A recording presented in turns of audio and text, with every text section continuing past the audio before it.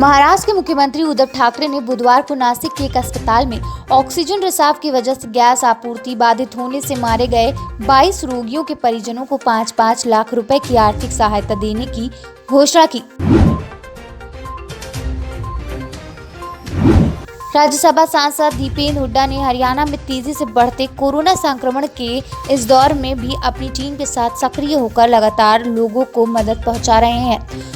दीपेंद्र हुड्डा ने कहा कि सरकार समझे कि आंकड़े छिपाने से न हकीकत बदलेगी, न कोरोना कम होगा और न ही परिजनों को खोने वालों का दर्द। कोरोना संकट के समय लोगों की मदद के लिए प्रदेश भर में टीम दीपेंद्र सक्रिय। दीपेंद्र हुड्डा खुद दिन रात लगकर कर रहे मॉनिटरिंग। कोरोना से ठीक हो चुके लोग प्लाज्मा डोनेट करने के लिए आगे आए।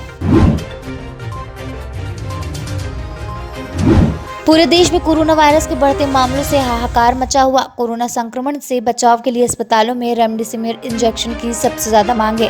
केंद्र सरकार लगातार राज्यों को इस इंजेक्शन की सप्लाई कर रही। इस बीच देश के 3 विख्यात विशेषज्ञ डॉक्टरों ने लोगों के बीच रेमडेसिविर इंजेक्शन को लेकर फैले भ्रम को दूर किया।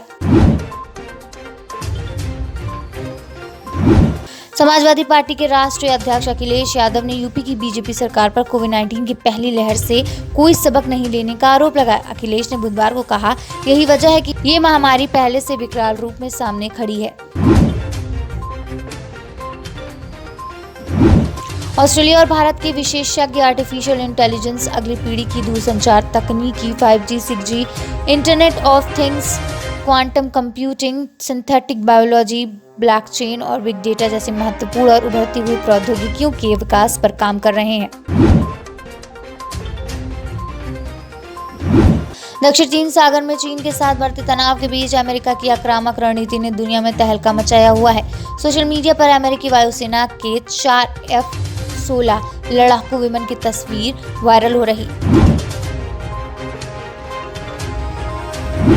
भारत को संयुक्त राष्ट्र में एक बार फिर 3 महत्वपूर्ण निकायों के सदस्य में चुना गया।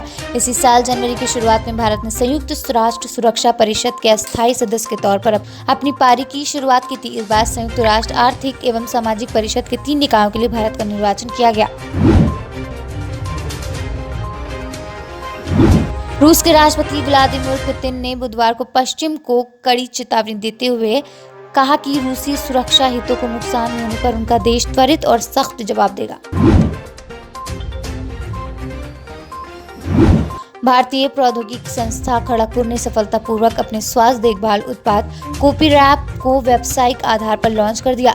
संस्थान ने बुधवार को बताया कि यह जांच प्रौद्योगिकी कोविड-19 सहित संक्रामक बीमारियों के खिलाफ कारगर है। सीरम इंस्टीट्यूट ऑफ इंडिया ने कोरोना की कोविशील्ड वैक्सीन की कीमतों का ऐलान कर दिया। कंपनी का कहना है कि राज्य सरकारों को यह 400 रुपए की मिलेगी, जबकि निजी अस्पतालों को इसके लिए 600 रुपए चुकाने होंगे। अब इस पर बॉलीवुड एक्टर सोनू सूद का रिएक्शन आ गया।